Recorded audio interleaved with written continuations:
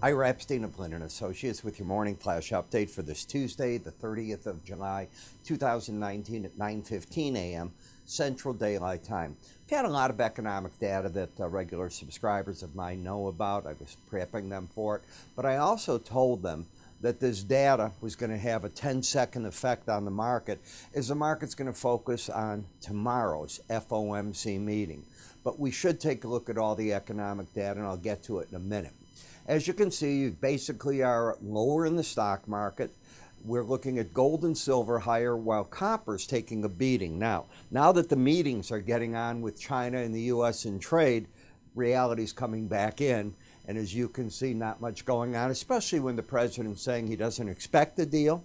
He thinks that China's going to wait until they have a better handle on who's going to be the next president. Could be President Trump. And he said if it is him, it'll be a rougher deal than's on the table now. They should take what they have now.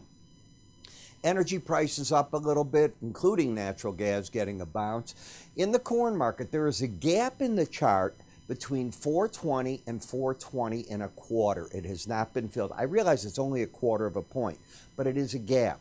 And something that a lot of us have written about, gaps often get filled. So is the market going to fill it today? We'll find out. But we've had rain, we've had mild temperatures, and now the big event that the market's going to wait at, can it fill that and get a bounce? If not, does it drop lower? Second thing, August 12th, when we get the new acreage report in the corn market. Dollar continues to dominate to the upside, as you can see, at the expense of a number of currencies, and of course the British pound just taking a big beating. So let's take a look at the economic data. The Conference Board came out. These are strong numbers. I mean, when you look at this, you got to wonder, why is the Fed cutting interest rates? The consumer feels good. Look at that 135 reading. They were looking for 124. Present situation, prior month 172.6, the consumer saying it's better at 170.9, and expectations for July are even stronger. So nothing bad there. National Association of Realtors pending home sales headline. Home sales month over month up 2.8%. They expected it up 0.4, a big jump in that. Pending home sales year over year up 1.6%. The prior was down 0.7. So low interest rates have got investors going, and there's probably a good amount of foreign money going into that too. U.S. personal income and spending up 0.4. That's what it was looking for. Consumption spending month over month up 0.3. They were looking up for it up 0.4. It's about where it was. You can see nothing big there. Case-Shiller 20 metro home prices for May up 0.6 versus the prior month and up 2.4% from a year ago month. So we're still seeing inflation in homes. Redbook retail sales, as you can see, these numbers are positive. They're positive in the ISC. Now, according to Reuters, Chinese banking sources are reporting that the China Central Bank branches are telling regional commercial lenders to increase loans, not for homes, for loans, for business. Bank of Japan today came out and said that they're holding their monetary policy steady, but seems to me when you read the statement, they're leaning towards more easing because of world trade, and if their numbers get it all off base, and they've never picked up. Let's face it, they can't get inflation going.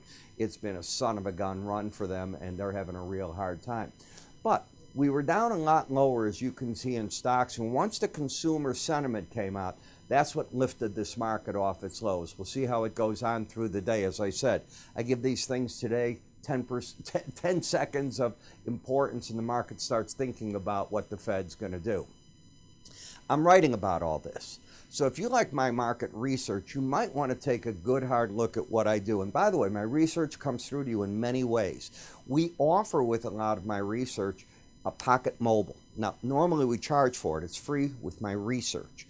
And with it, you're able to keep up with the markets. When my videos come out, there's a push notification, not text that you pay for.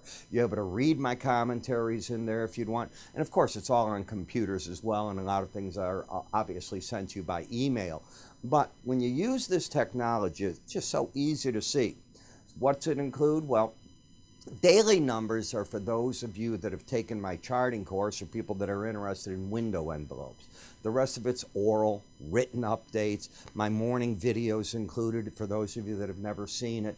So if you'd like a free trial to what I do, It's really simple. Give us a call. You can go to our website. You'll see our other free offers with it when you're on our homepage. Take advantage of them. And you can always click up here. If you're watching me on YouTube, it'll take you right there.